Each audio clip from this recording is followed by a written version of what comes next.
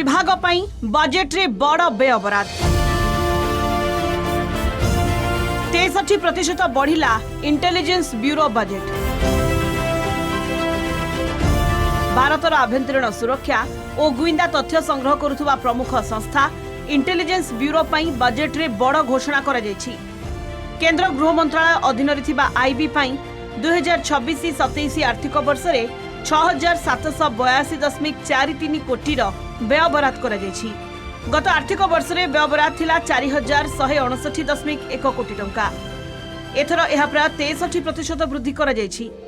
यह आईबी इतिहास रे सबुठारु बड़ वार्षिक बजेट वृद्धि मध्यरु अन्यतम। इंटेलिजेंस ब्यूरो बजेट रे आधुनिक टेक्नोलोजी उपरे जोर दिया जायछि। विशेषकर साइबर सुरक्षा, अत्याधुनिक सर्वेलेंस बा नजर रखिबा उपकरण, आर्टिफिशियल इंटेलिजेंस एवं नुआ प्रजुक्ति विद्या पई खर्च हेबाकु थिबा पांठी को 306 कोटी रु बढ़ाई 2,549.54 कोटी टंका करा जायछि।